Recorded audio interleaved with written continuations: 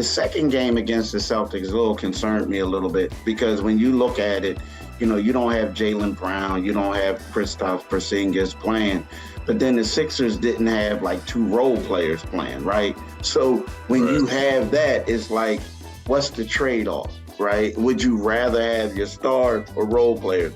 And the fact that the Sixers lost that game a little bit concerned me.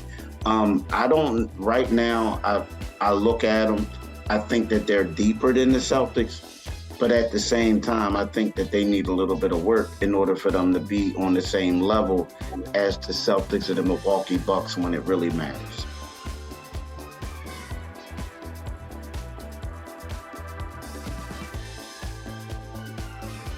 The Cedric Maxwell podcast is brought to you by FanDuel, the exclusive wagering partner of the CLNS Media Network.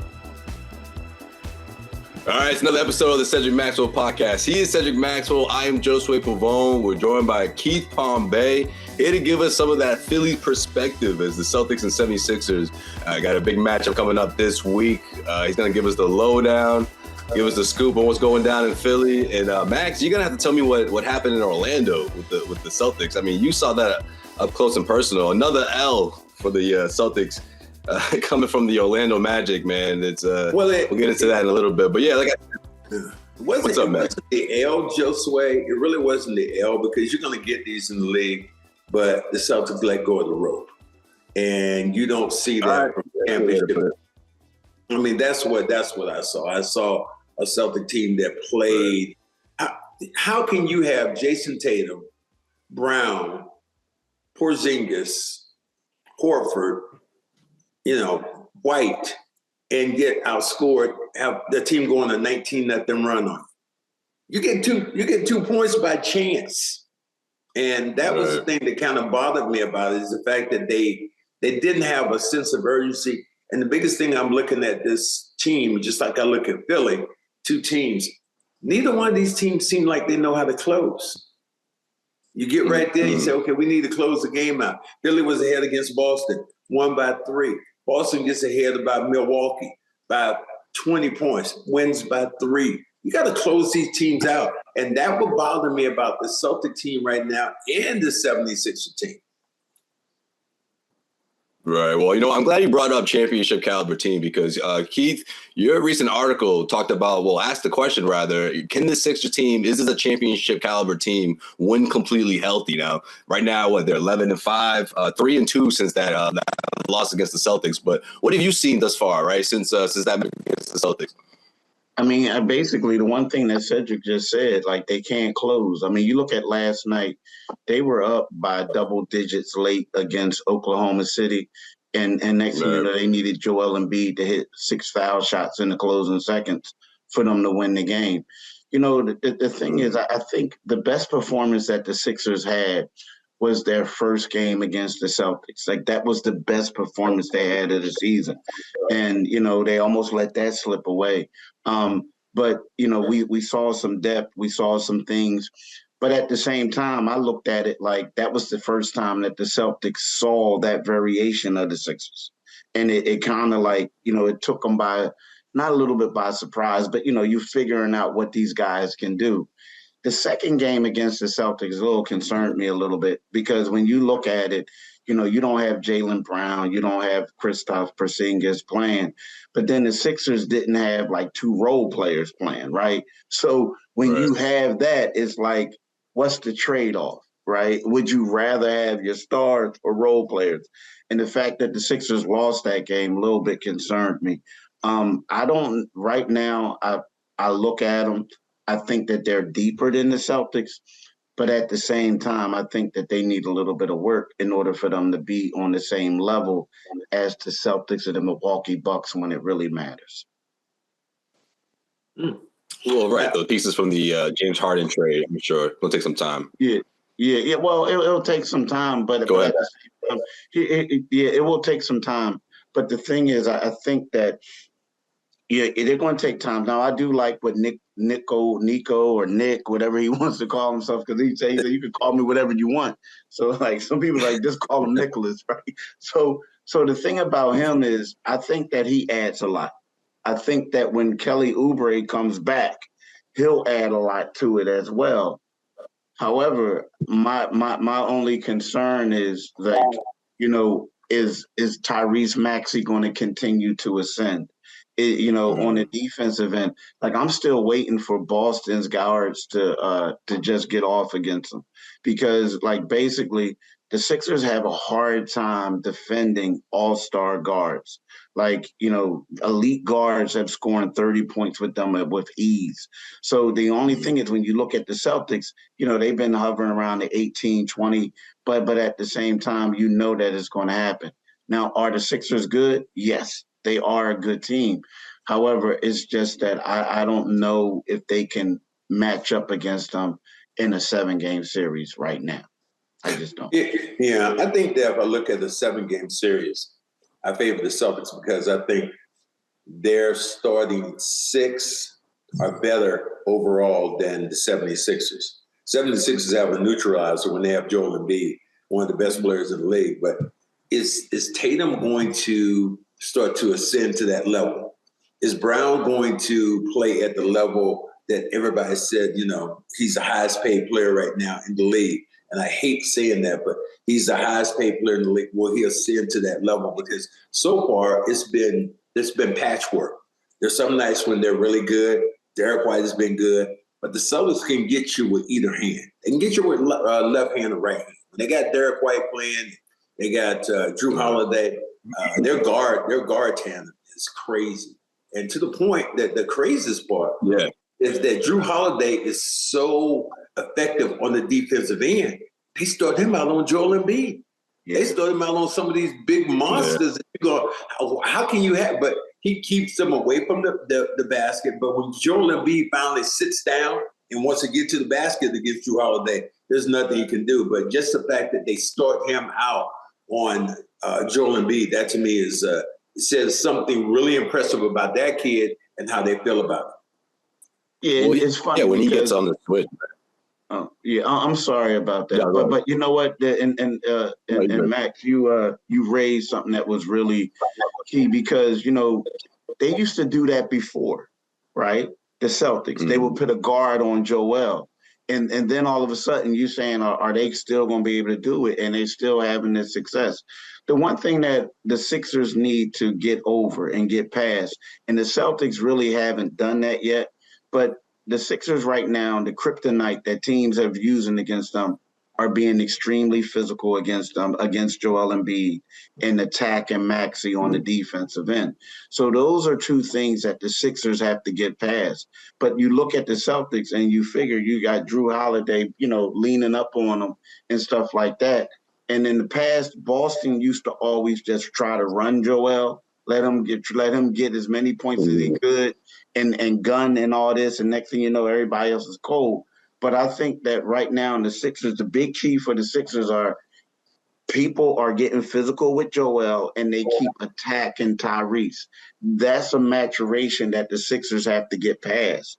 And if Boston does that, it could get. Wait a minute. Who the hell can attack Joel Embiid? He's one of the strongest guys. He's one of the strongest guys in the league. Who do I have on the Celtics right now that can push Joel Embiid around? I'm thinking about the entire East Coast now. What player is strong enough to get up in his ass and knock him off the post? There shouldn't be one, because he's so overpowering when he wants to be. It shouldn't, but when they went up against Detroit, Detroit was pushing him around. Okay. Well, I was going to say, Mac, this leads into my next question, because the way this team looks without Kristaps Porzingis, I think is something that could be it's a concern moving forward, right? And we're not sure if this thing's going to be long term. He's not going to play Sunday night. What is a calf injury, left calf, so he's ruled out. He didn't finish that game against the Orlando Magic. And Max, to me, that was the biggest difference in the game. Sure, you can talk about Tatum and Brown and how they played and their approach in that fourth quarter when things mattered the most, but this team looks very different without Kristaps Porzingis. Man, I was having flashbacks from last season when this team used to struggle with closing out games against anybody, and especially the Orlando Magic, who gave them a handful of L's last year as well. Like, there's a reason for that, There's some tough teams that are coming up that are going to be very physical. You look at Cleveland's coming in. You look at Orlando, you're going to play them again. You have a 2-game series with them at home. You have a 2-game series with Cleveland at home. So you have some young, very talented teams that want to play physical in the post. Can the Celtics somehow answer that? Another thing that will bother me is just, I looked at Brown the other day against Milwaukee. He had 8 assists and 1 turnover. He goes down to Milwaukee, goes down to Orlando. In the first 2 minutes, he has 3 turnovers and no assists. Mm-hmm. He has to be Mac, really, if they're going to be consistent. They're going to be consistent. He has to be just as consistent from that side. Tatum has gotten off to a slow start. I'm not sure where his 3-pointer is at, but he's not really knocking those down effectively. So I did talk to Sam Cassell, the assistant coach. He told him, he said, look, why are you going out banging away at a 3-pointer when you can get a 2-pointer? His favorite player of all time was Kobe Bryant. Kobe Bryant was a 2-point master. Paul Pierce, a 2-point master. Sometimes the team, I think, they fall in love with that 3-point shot. And I've always said that 3-point shot is fool's gold. When it's going, it is unbelievable. But when it's not going, that's when the Celtics have to change speed and start, wait for the curveball, not look for the fastball all the time. Throw the junk up there. But they continue to try to knock down those threes, and sometimes it doesn't work for them. Score early this NFL season with FanDuel, America's #1 sportsbook. Right now, new customers get $150 in bonus bets with any winning $5 money bet. Right now, new customers get $150 in bonus bets with any winning $5 money line bet. That's $150 if your team wins. If you've been thinking about joining FanDuel, there's no better time to get in on the action. The app is so easy to use. There's a wide range of betting options, including spreads, player props, over-unders, and more. So visit FanDuel.com/Boston and kick off the NFL season. FanDuel, official partner of the NFL.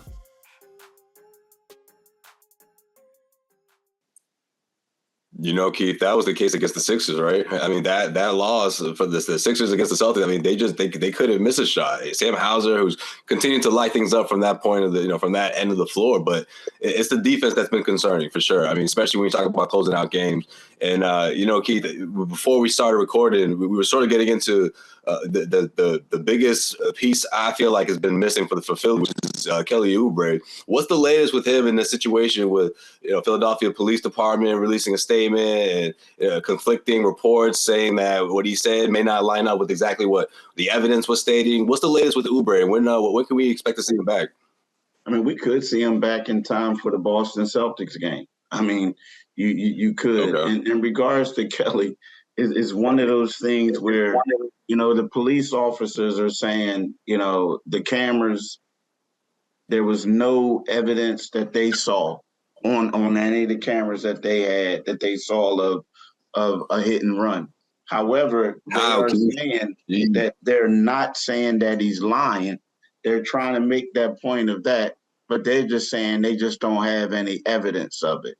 What Kelly and them are saying is that he got hit.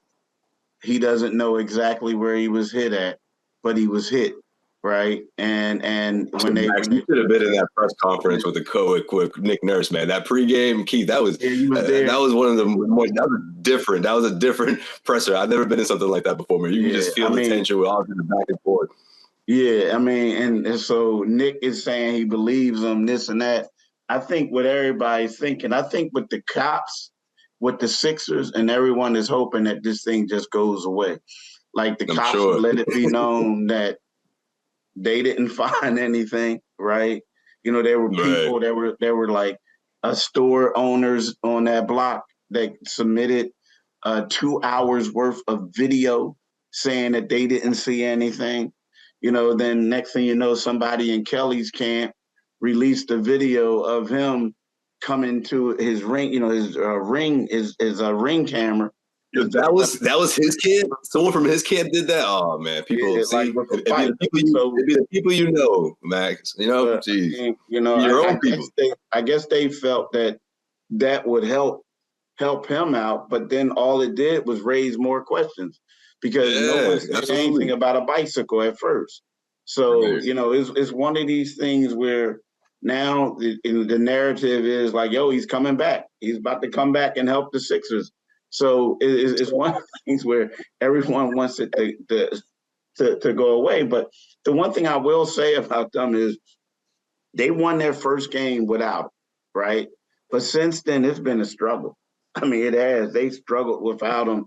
And you can look at Kelly Oubre as he's been the most important guy. Well, of course, everybody knows about Joel and Tyrese Maxey. Right. Outside of that, he's been the guy that's really, helped with the spacing, helped Tobias out, a lot of other guys. And even when his shot wasn't falling, he was in playing defense. But, yeah, it's been a weird thing because you think about it, y'all. At first, they were saying he's going to be out for a substantial amount of time. And then all of a sudden, it became a 2-week injury. So, it's this whole thing is been bizarre. I mean, you know what, Keith, here's what I'm going to do. Me and Josue, we're coming down to rob a bank in Philly because they ain't got no damn cameras down there. I'm like, no, man. I mean, Keith was telling us a little bit on the air, off the air. He said, maybe over in the hood. I'm like, every convenience store I know in the hood got a damn camera. And I don't care if you're the poorest person in the world, you got a ring on your doorbell now. So this world isn't meant for that. I think it's going to eventually go away, but there's always going to be questions. But just at the end of the day, as we all know, Josue, if I said 1,000, just tell the truth. Tell the truth. Tell the truth. And then the rest of it's going to fall where it may.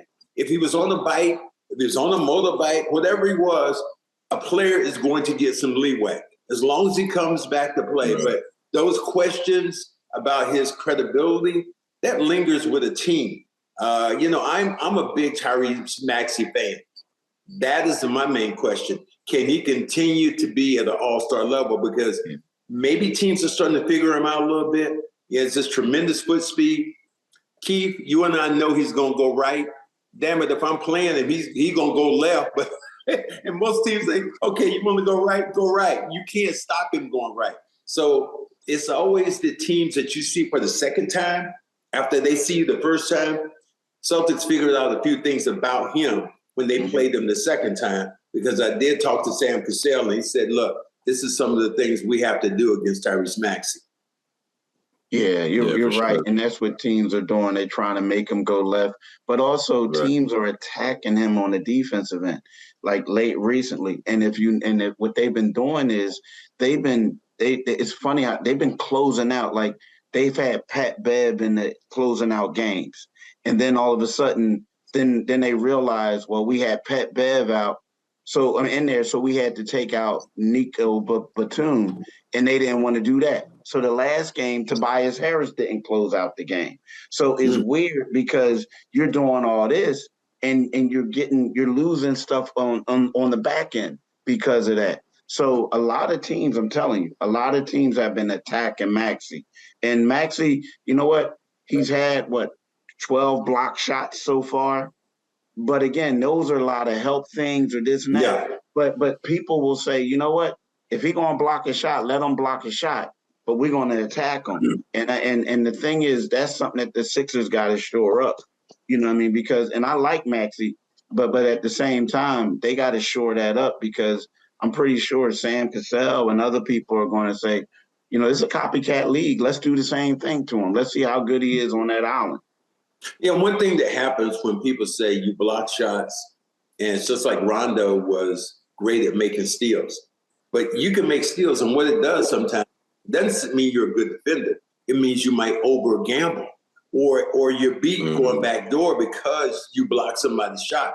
And that creates situations where you get people on the backside, they get in trouble because of, you not being able to defend your position. I'm just really wondering now, about Josue right now. Keith is crying because, he sees his trip going to Vegas. He sees that going away right now. He was already, I got my card. I'm going to get to Vegas. That's why I came in hot with them. Yo, what happened, Max? What happened in Orlando, damn it? Look, Celtics have to win by 30 points. It was crazy to look at that game the way they got beat because they were in the driver's seat to go to be in Vegas. And now everybody's telling me it's a long shot. I'm just on the plane out of their head. But it's just really weird. Where's Philly at in their division so far as they're way down there. Yeah, they're way down there. Like the Knicks, they're still alive, but they got a 2-2 record.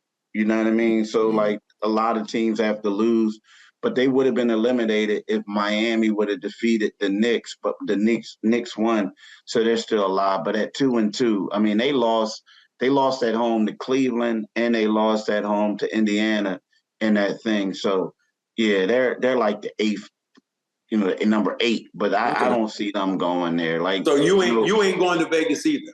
Nah, but it's funny though, because I booked my. See, when they said, "Hey, hurry up and book it," I'm like, "All right, okay." Tell me you booked that. They won 8 in a row. Let me hurry up and book that thing. And now it's like, oh man. I hope you got that. I hope you got that.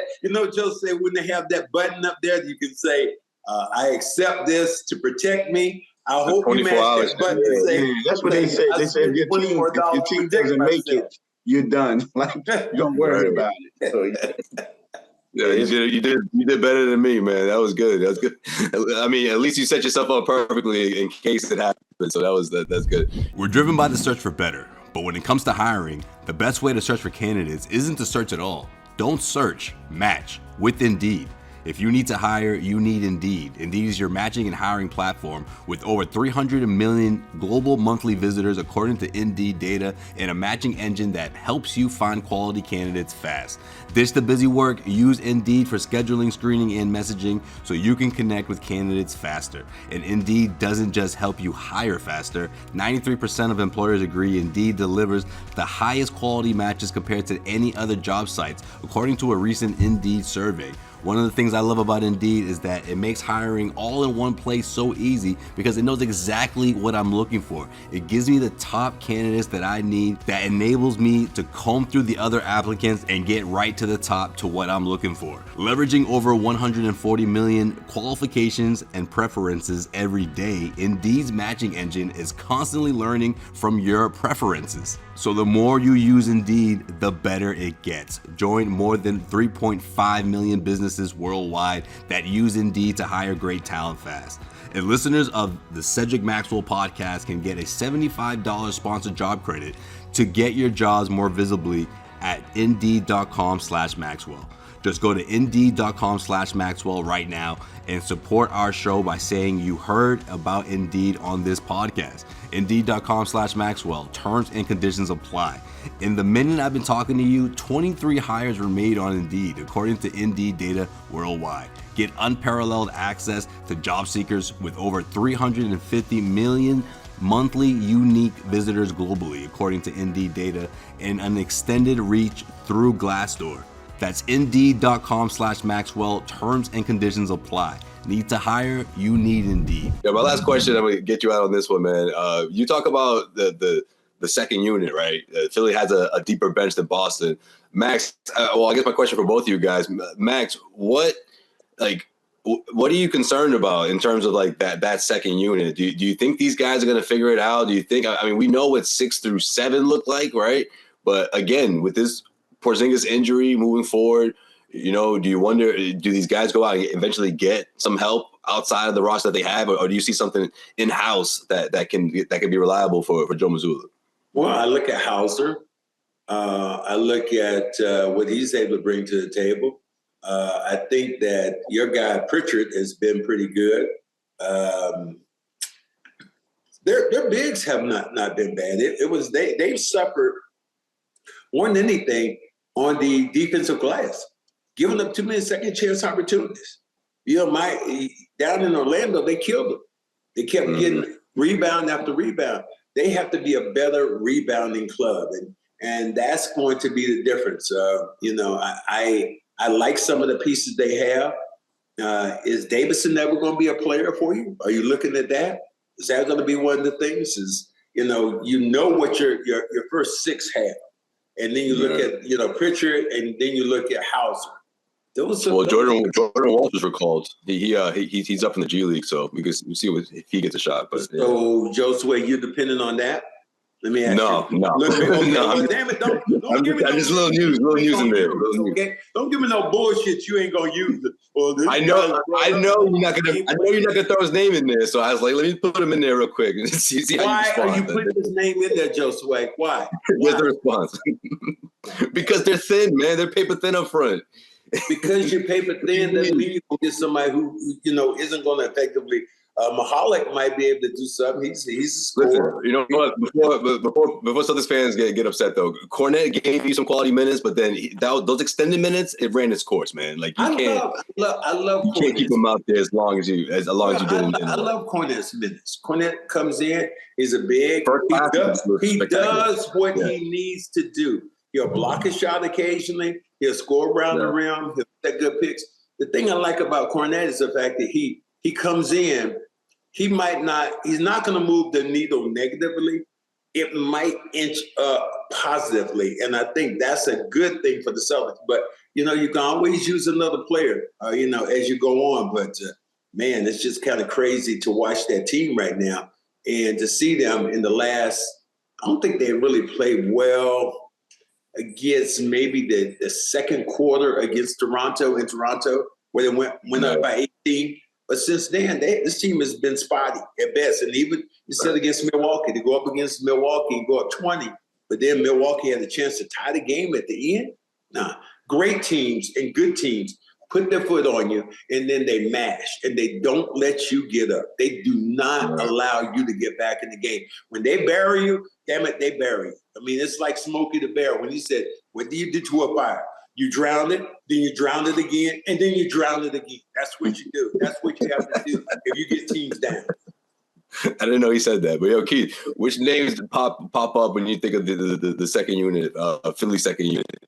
And what's the likelihood of Marcus Morris cracking in that rotation and solidifying a spot? That's the biggest question with Marcus Morris. He started 2 nights ago and he had his best game. Outside of that, he hasn't really been getting a lot of minutes and he hasn't really been in a lot of rhythm, right? But the hope is that he can give you some minutes and make something happen, because he would make them a whole lot of a deeper player, a better player. Right now, the guy who, assuming, let's just say if Kelly Oubre comes back, I don't know if they're going to insert him in the starting lineup as soon as possible. So you look for him, but then you also look for a guy like Robert Covington to come in there and do something. Now, the thing about what Covington does is not like you're not going to look for him to get a lot of shots and hit threes, but he's just getting deflections and doing all those other things, playing quality defense on people. Now, if Marcus Morris can add something to it, then the Sixers are going to be tough to beat. You know what I mean? But like right now, outside of that one game he had, he hasn't really been that impactful. Now, he hasn't got a lot of minutes, but he hasn't, when he came in, he hasn't been that impactful. So I would have to say, Robert Covington, and then like if it depending on who else, like if Nico Batum starts, then you will say it's going to have to be Kelly Oubre. But if Kelly Oubre gets to start, then it's going to be Batum. But so those are the guys right there. But if Marcus can be that guy, great for the Sixers. But he hasn't been that man. Keith, here it is in the nutshell. How can you go out and start an old car and then just fly down the highway? You can't do that. You got to warm it. You got to warm it up. It's true. And if a player is an older player, I'll tell you from experience, if you get limited touches, your opportunities are going to be where you're going to be dead, and you don't have any rhythm, and you're not going to score the basketball. Joel Embiid is he's a ball. He's not a hog, but he dominates the ball. So a guy like that can't get into rhythm because he's a shooter. That's he's going to help you. If he can't get the ball, how is he going to be effective down the line? That's the only thing. It's even when I look at your team right now, I look at the 76ers, and I think about Tyrese Maxey getting shots. What is this guy going to do? What is this guy going to do? And I'm like, man, Joel Embiid dominates the ball so much, it's hard to get into a rhythm with any other player on your team. I agree. I agree 100%. And I think that in the stretch of their against OKC, like Joel was hunting a triple double. With him hunting the triple double, nobody else could get in rhythm, right? Mm-hmm. I mean, I know that sounds crazy because you're saying he's trying to pass the ball, but he was like, instead of going for the offense, he was trying to get that assist, which enabled the team to come back. And you are right. When Marcus is in there with him, they want Marcus to cut to the basket. They want him to do other things, but that's not really his game. But when Joel wasn't there, Marcus was raining threes. So what you're saying makes a lot of sense. I get it. It makes a lot of sense. Thank you, Keith. Thank you very much. I don't want to give you props, but I got you. Yeah, man. You know that's music to his ears, man. Don't do it. Don't give it to him. Keith Pompey of the Philadelphia Inquirer, man. Appreciate you stopping by on the Cadre Steve podcast, man. Celtics Sixers going down at TD Garden. First game at TD Garden between these two teams, and I can't wait, man. Well, at least the ones that count, right? I can't wait. Celtics Sixers. He is Keith Pompey. Max. We'll see what happens Sunday. We're recording this before the game, so what do we do? We'll see. This is what we do. Tell Keith what we do. Bounce back. We keep it 100, man. We keep it on the 100. Keep it 100. Tell him. And I we keep it on the 100. That's what we do. We keep it on the 100 on the podcast. That's what we do. We don't fuck around. And I appreciate you. That's what we do. Yeah. Oh, you know, I appreciate you doing that with the people in Philly don't like Kelly Oubre story. Yeah. We'll see. No, I'm sure they don't. All right. We'll see you guys next time. All right, y'all. Peace. Later.